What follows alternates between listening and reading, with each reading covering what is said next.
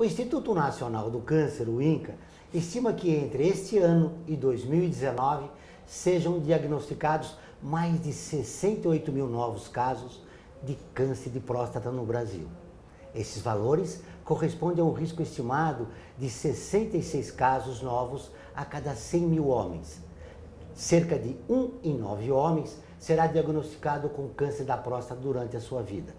Hoje recebemos no programa Caio César Sintra, urologista formado pela Unesp e membro titular especialista em urologia pela Sociedade Brasileira de Urologia.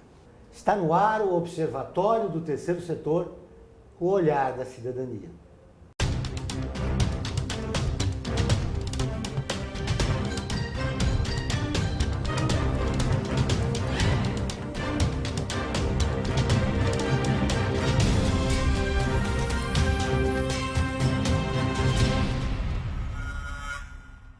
O Observatório do Terceiro Setor mostra pessoas que trabalham para a melhoria da sociedade, além de divulgar e interagir de forma comprometida com as organizações de interesse social. Caio Sintra, presidente da Associação Brasileira pela Continência BC Stuart, que presta assistência às pessoas que sofrem de incontinência urinária ou fecal. Tudo bem, Caio? Tudo bem, seja bem-vindo novamente. É um prazer estar aqui novamente com você. Caio, todos os anos nós conversamos sobre o câncer de próstata e a gente percebe que ainda na sociedade há um nível muito grande de preconceito. Isso é verdade, Joel. Como você mostrou, os números são significativos, né? Mais de 60 mil homens esse ano vão ter câncer de próstata no nosso país.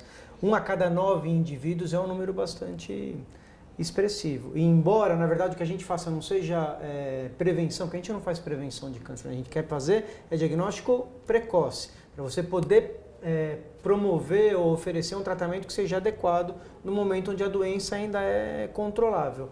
Mesmo assim, ainda existe muito preconceito em relação à questão de procura ou não procura. E tem um dado interessante, mais ou menos uns 30% das consultas que a gente recebe do consultório hoje são marcados pelas mulheres. São as mulheres que agendam a consulta para que o paciente possa vir fazer a avaliação anual. Muito bem. Como a gente acaba com esse preconceito, Caio?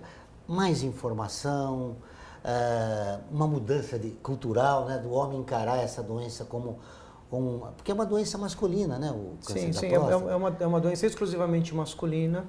É uma doença que aumenta com o envelhecimento da população, então, com a tendência que a gente tem hoje de melhoria de qualidade de saneamento, de acesso a uma série de situações, a tendência é que a população no mundo inteiro ela envelheça e com isso os diagnósticos vão ficar cada vez mais frequentes e importantes. Agora eu concordo com você, a educação é a base de tudo e você tendo uma educação adequada, você consegue suplantar um preconceito, porque na verdade esse preconceito é falta de informação. Você melhorando o nível educacional, você vai aumentar a procura do diagnóstico. Sabe, conversando com amigos, você fala, o PSA ainda a gente faz, né? Mas depois o exame de toque, que é a grande dificuldade do homem aceitar. Na verdade sim, é um temor, a nosso ver, desnecessário, porque o exame de toque é um exame que demora 5 segundos, 10 segundos, vamos lá.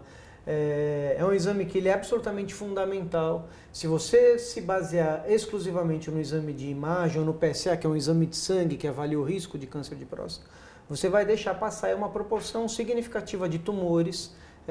Os tumores muito agressivos, eles não produzem PSA, então você só vai fazer o diagnóstico através do exame de toque. Se esse paciente não for examinado, mesmo com PSA normal, essa doença vai passar batida e você só vai fazer diagnóstico no momento onde você já não tem mais oportunidade de oferecer para esse indivíduo a melhor assistência possível. E o câncer de próstata avançado é triste. É triste, né? É triste. É importante a gente falar nisso porque se não se cuidar, né, no momento ideal, como você disse, não é prevenção, né? Tem que ser diagnóstico precoce. Diagnóstico né? precoce. As consequências são muito desagradáveis. São né? desagradáveis. Embora o câncer de próstata seja uma doença que tem uma evolução lenta e arrastada, os estágios finais para aqueles indivíduos que vão ter uma evolução desagradável realmente é uma condição bastante desalentadora e muito pesada para a família e para o paciente como um todo. Agora, existe um dado interessante. Quando o paciente vem para o consultório para fazer o check-up, né, da próstata, na verdade a gente tem uma oportunidade enorme de não fechar só no câncer de próstata. Você tem o homem que está vindo, então ali é uma oportunidade para você avaliar o contexto de saúde como um todo. Então, assim, você chamar atenção para a importância do câncer de próstata, esse movimento todo do Novembro Azul, que vem mudando a cabeça das pessoas de uma maneira muito significativa, não deixa de ser uma alternativa para você implementar uma estratégia de saúde mais ampla, para que você possa avaliar outras questões. Sedentarismo, obesidade, alteração de colesterol, pressão alta, enfim, tem uma série de coisas que naquele momento você tem a oportunidade de avaliar e fechar o ciclo todo. Você diz que as mulheres é que tomam iniciativa, né, para o homem fazer o exame precoce. Essa é uma doença que tem sintomas assim mais claros? Então, o câncer, é aí que está o problema. A próstata, na verdade, não sei se todo mundo tem conhecimento disso, mas a próstata é uma glândula do sistema reprodutor masculino. E ela é dividida em partes, e não é só o câncer de próstata que pode afetar a glândula. O câncer de próstata especificamente só vai dar sintomas específicos numa fase muito avançada. E é por isso que é interessante você ter uma estratégia de rastreamento para que você possa identificar o problema antes que ele se manifeste. Existe uma confusão muito grande entre câncer de próstata e uma condição que é chamada de hiperplasia prostática benigna, que é uma condição benigna associada ao aumento da próstata, e essa sim está relacionada a alterações urinárias, aumento da frequência, urgência para urinar, esforço, redução do jato urinário. Se você for aguardar um câncer evoluir até o ponto de você ter esse tipo de sintoma, você com certeza, ou muito com certeza, já perdeu a oportunidade de tratar esse paciente com o intuito curativo, para você resolver o problema. Esse paciente vai entrar num patamar de acompanhamento, eventualmente de tratamento, de maneira paliativa para você controlar a situação e não curar. Então é mais do que importante você fazer o exame preventivo. É absolutamente fundamental você fazer o exame preventivo. Daí entra uma outra discussão. Existe uma discussão relacionada a custo-benefício de manuseio do sistema de saúde como um todo. Então, uma coisa é você discutir rastreamento e diagnóstico do ponto de vista populacional, né, nacional. Outra coisa é você discutir o rastreamento a nível pessoal. A nível pessoal, não existe a menor dúvida que quanto mais cedo você poder fazer o diagnóstico de qualquer doença potencialmente grave, melhor vai ser sua chance de poder administrar isso e ter um bom resultado. A partir de que ano o homem deve fazer o exame, né, preventivo de câncer? O recomendado, essas coisas estão mudando, mas na última década de uma maneira mais importante do que anteriormente, relacionado a uma série de estudos e do espectro grande de agressividade que você tem em relação ao câncer. Mas hoje a Sociedade Brasileira de Urologia ela preconiza que homens sem antecedente passem a fazer investigação a partir dos 50 anos, antes era um pouquinho antes, era por volta dos 45, mas indivíduos de raça negra ou com antecedente familiar positivo, parentes de primeiro grau acometido, precisam começar isso 5 anos mais cedo. Então 50 anos para indivíduos brancos e sem antecedentes e 45 anos para pacientes de raça negra ou com parentes de primeiro grau acometido. Muito bem. Todas as terças e quintas-feiras, ao vivo, às 14 horas, tem programa de rádio Observatório do Terceiro Setor, onde recebemos especialistas que, junto com os ouvintes, debatem os principais temas da atualidade e do terceiro setor. Você pode ouvir pela Rádio Trianon AM 740 ou em qualquer lugar do mundo, pela internet, do seu celular, computador ou tablet, pelo link que aparece na sua tela. Nós voltamos dentro de instantes.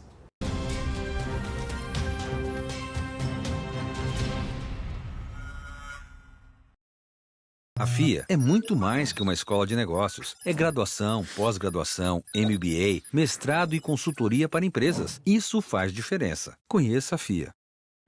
Olá, eu sou Laura Gelbert, da ONU News. Notícias das Nações Unidas e do mundo você acompanha na página e nos programas do Observatório do Terceiro Setor, parceiro da ONU News. E para acompanhar diretamente a ONU News em português, acesse nossa página e redes sociais. Até lá!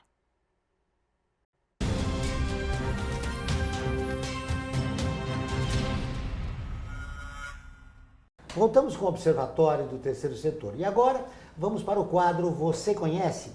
Ele foi um dos maiores ambientalistas do Brasil e foi assassinado por ser contra o desmatamento e defender os povos da floresta. Sua luta foi tão importante que ex-Beatle Paul McCartney lançou uma música em sua homenagem. Chico Mendes, você conhece?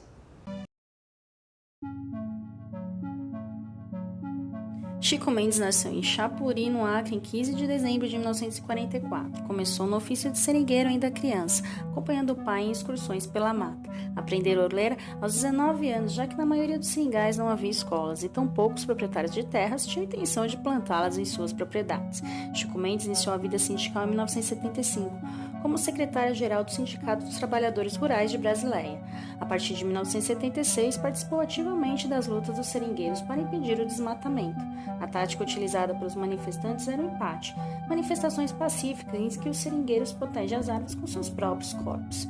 Em 1977, participou da fundação do Sindicato dos Trabalhadores Rurais de Chapuri, sendo eleito vereador pelo Movimento Democrático Brasileiro local.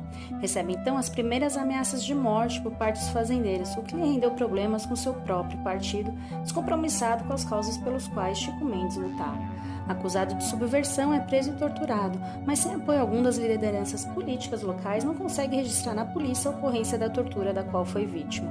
Em 1981, Chico Mendes assumiu a direção do Sindicato de Chapuri, do qual foi presidente até sua morte. Em 1984, foi julgado pelo Tribunal Militar de Manaus e absolvido por falta de provas. Sob sua liderança, a luta dos seringueiros pela preservação do modo de vida adquiriu grande repercussão nacional e internacional.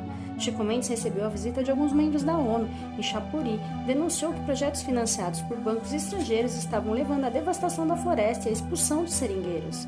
Levou essas denúncias ao Senado dos Estados Unidos e à reunião de um dos bancos financiadores do projeto, o Banco Interamericano de Desenvolvimento. Os financiamentos aos projetos acabaram sendo suspensos e Chico Mendes foi acusado por fazendeiros e políticos locais de prejudicar o progresso, acusação que não convenceu a opinião pública internacional. Alguns meses depois, recebeu vários prêmios internacionais. Chico Mendes percorreu o Brasil participando de seminários, palestras e congressos onde denunciava as intimidações que os seringueiros estavam sofrendo. Chico Mendes por várias vezes veio ao público denunciar seus intimidadores. Em 22 de dezembro de 1988, exatamente uma semana após completar 44 anos, Chico Mendes foi assassinado com tiros de escopeta no peito, na porta dos fundos da sua casa. Após o assassinato do líder extrativista, mais de 30 entidades sindicalistas, religiosas, políticas de direitos humanos e ambientalistas se reuniram para formar o Comitê Chico Mendes. Eles exigiam que os autores dos crimes fossem punidos. Em dezembro de 1990, a justiça condenou os fazendeiros Darli Alves da Silva e seu filho Darcy Alves Ferreira a 19 anos de prisão pela morte de Chico Mendes. A morte de Chico Mendes trouxe apoio mundial à causa dos seringueiros. Devido à cobertura do assassinato pela mídia internacional, a reserva extrativista Chico Mendes foi criada na área onde ele morava. Outras 20 reservas semelhantes às propostas por Mendes cobrem mais de 32 mil quilômetros. Em 1989, o grupo Tortura Nunca Mais, uma ONG brasileira de defesa de direitos humanos, criou o prêmio Medalha Chico Mendes de Resistência, uma homenagem não só ao próprio Chico Mendes, mas também a todas as pessoas ou grupos que lutaram pela consolidação dos direitos humanos no país. Em 1989, o ex-Beatle Paul McCartney lançou a faixa How Many People, em homenagem ao seringueiro no álbum For Is The Dirt. Ainda hoje, Chico Mendes é reconhecido como um dos maiores brasileiros de todos os tempos.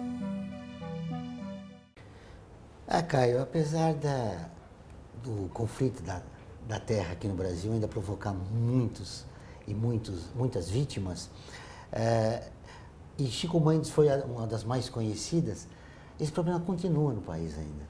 Eu acho que a gente por ser um país de dimensões continentais e com muitas diferenças, a gente tem que aprender muito como poder administrar e tentar diminuir esses grandes gargalos e grandes degraus que a gente tem para que as pessoas possam ter um nível de atuação ou de acesso que seja equiparável independente da origem que ela tenha.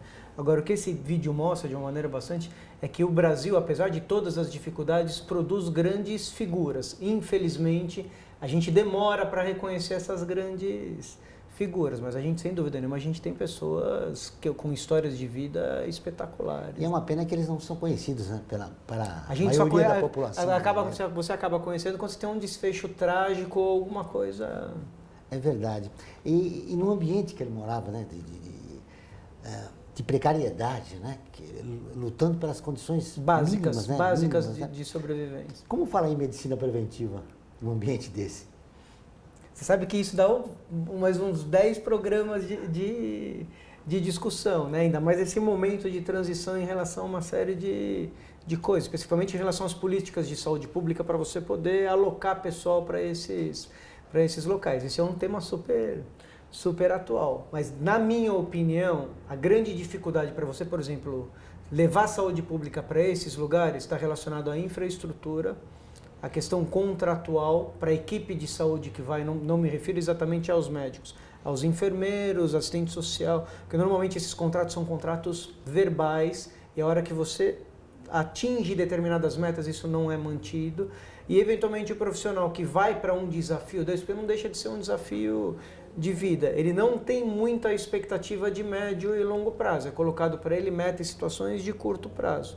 Então, talvez, se você pudesse desenvolver um plano de carreira, como tem na magistratura, para médicos formados em medicina de família, em medicina preventiva, em medicina social, para eles poderem ir a esses recantos mais distantes, poderem desenvolver um trabalho nesse sentido, você daria um substrato suficientemente bom para que as coisas acontecessem. Eu não tenho dúvida nenhuma que o problema não é você não ter médicos que queiram isso, porque você tem um monte de médicos que querem fazer isso. E isso faz parte do sonho de formação de muitos dos meus colegas. A questão é que as condições para que isso seja feito são absurdas.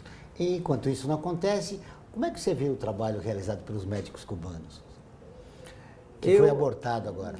Eu acho que eles sanaram problemas que a gente tinha vinculados a essas questões anteriores, né? Essas questões de estrutura e de remuneração. E eles vieram dentro de uma contratualização com objetivos, na minha opinião, absolutamente secundários. Apesar de eles suprirem uma necessidade básica que a gente tinha, um objetivo real, central dessa contratação não era prover saúde, existiam outros interesses. Haja visto que os médicos recebiam 30% do que era pago para cada vinda, você não tinha comprovação técnica, o que é uma coisa básica, de que realmente aquela pessoa estava capacitada a exercer aquela profissão, então essas pessoas vieram, trabalharam para receber 1/3 do que era pago, sem você ter uma certificação mínima. O que acontece é que assim, quando um indivíduo desse vai para um lugar como esse, essas pessoas são tão carentes que às vezes só o acolhimento humano de cuidado já dá uma percepção de melhora qualitativa brutal. E quando a gente fala de cuidados médicos, você tem uma questão técnica que não pode ser deixada em segundo plano. Eu entendo que o cuidado, o acolhimento, o abraço, o cuidado, a atenção são coisas fundamentais. Para quem não tem nada, isso já parece ser bom o suficiente. Mas para o desenvolvimento da medicina, você precisa ter essas situações, são situações fundamentais e básicas, e você tem que ter a parte técnica. Então, às vezes, quando você pergunta para uma pessoa que tinha um atendimento de um profissional cubano, não desmerecendo nenhum desses profissionais, porque com certeza muitos bons profissionais vieram juntos. Muito da avaliação de melhoria e de respaldo tem a ver com a extrema carência que a região tinha. Não só em relação à parte técnica, em relação a todo outro contexto. É que a parte técnica não foi avaliada em nenhum momento. O que foi proposto agora é que essa parte técnica fosse avaliada e que essas pessoas recebessem integralmente pelo salário que o governo estava pagando. Aliás, é um bom salário, né? Que é um bom salário, é um ótimo salário. Principalmente para uma região distante como essa. Aí, voltando um pouco atrás, se você oferecer um salário como esse, talvez não integral, mas menor, para egressos de faculdades federais, recém-formados, com um plano de carreira e que essa pessoa possa eventualmente ir progredindo com o passar do tempo, para cidades mais próximas às capitais, eu não vejo grandes problemas de você conseguir fechar os números e levar as pessoas para atenderem nesses locais. Tem um aspecto importante que a gente deve ressaltar. A medicina cubana é reconhecida no mundo inteiro, né, como uma das melhores. Sim, nesse aspecto inicial, preventivo. Eu tive a oportunidade durante minha formação de ficar em Cuba durante um tempo. Eu fui ver como que era essa... E a verdade é que você tem níveis de formação diferentes. A estratégia da medicina cubana é uma estratégia diferente da estratégia da nossa medicina. Por conta das condições de vida, do bloqueio de anos relacionados a questões geopolíticas, etc. Com embargo, né? Com embargo econômico. Norte-americano, né? Sim. Eles não tinham dinheiro. Então, na verdade, eles tinham que promover um diagnóstico precoce, uma prevenção adequada para que você não tivesse que aumentar os custos para uma medicina terceirizada. Medicina terceirizada é aquela que cuida de problemas de alta complexidade, que é a nossa medicina. Hoje você corre atrás do prejuízo, você não trabalha na prevenção. Esses caras não, esses caras só foram formados para prevenir. Então, quando eles vão para um local distante e trabalham com uma população extremamente carente, até do ponto de vista de cuidado e acolhimento, e começam a ver coisas básicas, como higiene, saneamento básico, reposição de ferro, alimentação básica para evitar desnutrição, coisas assim, que são a base da medicina, a percepção da população é que o ganho foi gigantesco, e realmente foi, porque a carência é grande demais. Agora, o importante é registrar que quem perdeu nisso foi a população, né? Total. Que não tem médico cubano e não tem médico brasileiro. Saiba como adquirir computadores, notebooks, servidores e CPUs para você, sua empresa ou ONG, por um preço justo, assistência técnica, garantia de 1 ano e ainda contribuir com o meio ambiente. Acesse observatório3setor.org.br. Clique no banner Remaker. Vamos para um pequeno intervalo e voltamos dentro de instantes.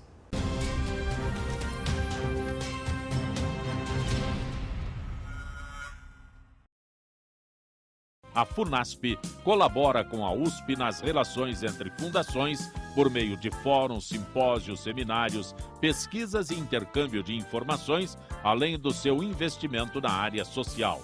Para melhores informações, entre no nosso site www.funasp.org.br. FUNASP, um marco entre o universo acadêmico e a sociedade.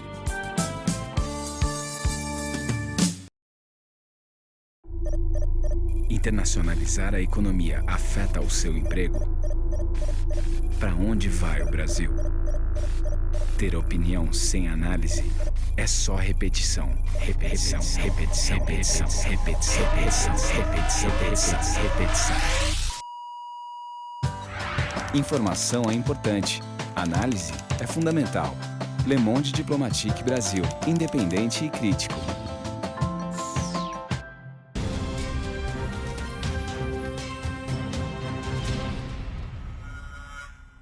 Estamos de volta com o programa Observatório do Terceiro Setor, Olhar da Cidadania. Não esqueça, todas as quartas-feiras, às 17 horas, tem o programa Olhar da Cidadania na Rádio USP, com temas da atualidade e dos direitos humanos. Anote, todas as quartas-feiras, às 17 horas, na Rádio USP, em São Paulo, 93,7 FM, em Ribeirão Preto, 107,9 FM. Caio, o Brasil gasta 200 vezes mais com o câncer do que com a prevenção. Por que acontece isso no nosso país? Joel, eu acho que a gente tem um erro de atuação estratégica que não é um problema isolado da medicina, mas que acaba afetando vários setores fundamentais da sociedade.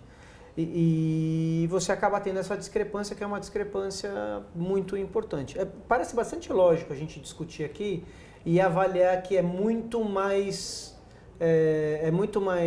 viável você trabalhar antes que o problema aconteça do que você resolver o problema depois que ele aconteceu.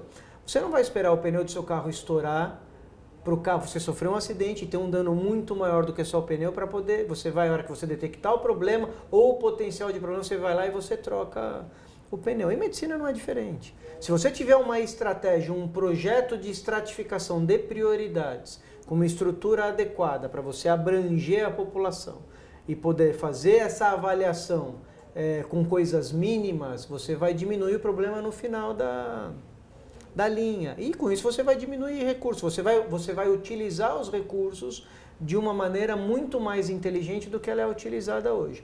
Quando você fala em prevenção de saúde, você está falando em educação, você está falando em conscientização, você está falando em coisas básicas, né? Então, assim, quando você orientar a forma de alimentar uma criança de uma maneira adequada, até quando alimentar e como fazer isso e ter acesso a essas questões, otimiza a saúde. Você orientar como manipular lixo e descartar lixo, você otimiza a saúde.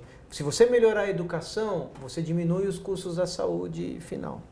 A gente começou o programa falando de câncer de próstata, que é o mote do mês. Pois bem, se você tem um indivíduo que é orientado e educado a ter uma atividade física regular, a se alimentar de uma maneira adequada, controlar peso, manipular uma série de situações de saúde geral, no final da escala você vai ter uma incidência menor de problemas. Então fica fácil você imaginar que o nosso problema não está aqui em cima, o nosso problema está aqui embaixo. Ele aumenta aqui em cima porque aqui embaixo é muito frágil. Né? A base da pirâmide toda ela é muito frágil. Então se você conseguir definir uma estratégia adequada para melhorar a questão de estrutura e você ter um projeto inteligente de manejo dessas condições de destratificação de complexidade, você vai diminuir o custo e você vai melhorar aqui embaixo.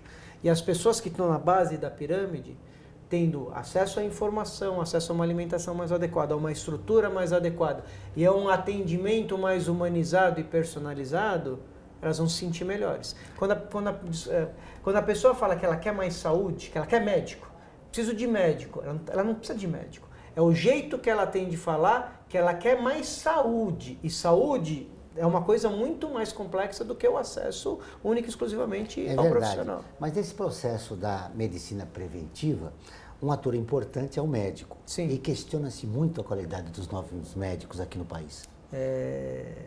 Isso é uma outra questão complexa, concordo com você. Dentro dessa estratificação, essa estratégia de projeto, quando você começa a avaliar o número de faculdades de medicina que abrem por ano nesse país, a maneira como esses profissionais são liberados no mercado, algumas dessas faculdades não têm nem hospital, eu me pergunto como é que você forma um médico sem rede hospitalar?